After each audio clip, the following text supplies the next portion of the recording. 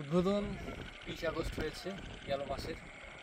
আজকে 1 সেপ্টেম্বর, মাঝখানে 10টি দিন অতিবাহিত হয়েছে, 11টি দিন।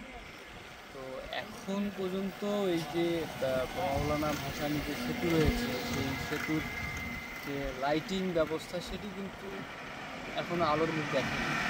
আসলে যতটুকু জেনেছি যে সংশ্লিষ্ট যারা রয়েছেন তারা কাজ করছেন বিদ্যুৎ সংযোগের, তারপরেও আসলে এত যুগোপযোগী একটি সেতু, এই সেতুর 10টি দিন অতিবাহিত হলো উদ্বোধনের, এখন পর্যন্ত এই সেতু পারে আলো জ্বলেনি। এটি আসলে আমাদের দুর্ভাগ্যের বিষয়।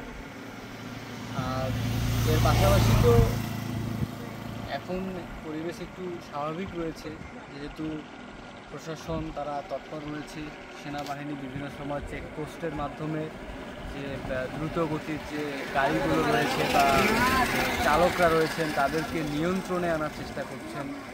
সব মিলিয়ে পরিবেশ খুবই ভালো। তবে যে বিষয়টি বারবার হতাশা নিয়ে আসছে আমাদের চিলমারি এবং সুন্দরগঞ্জের যে মানুষ রয়েছে তাদের মধ্যে, সেটি হচ্ছে এখন পর্যন্ত এই যে লাইটিং যে ব্যবস্থা সেটি কিন্তু আমরা দেখিনি।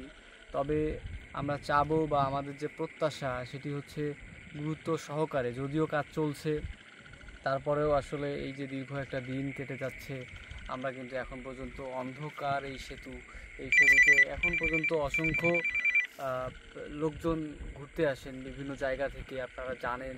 এখনও এই যে বিকেলের পর অর্থাৎ সকাল থেকেই কিন্তু দর্শনার্থীরা এখানে আসেন। এবং আজকে আরেকটি বিষয় যেটি জেনেছি সেটি হচ্ছে যে এখানে কিন্তু পুলিশ ফাঁড়ির যে বিষয়টি সেটি নিয়েও কিন্তু আলোচনা চলছে, সেটি হয়তো হয়ে যাবে। তো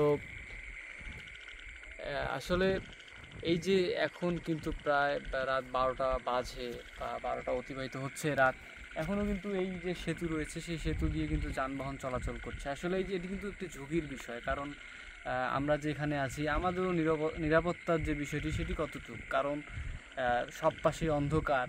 এই যে দীর্ঘ একটা অন্ধকার পথ, এখানে আসলে যে চুরি ডাকাতি ছিনতাই হবে না এমন কোনো নিশ্চয়তা কিন্তু নাই। যেহেতু ইতিপূর্বে আমরা জেনেছি যে এই সেতুর বেশ কিছু জায়গায় যেমন বৈদ্যুতিক যে তার রয়েছে সেগুলো কিন্তু ছিনতাই হয়েছিল।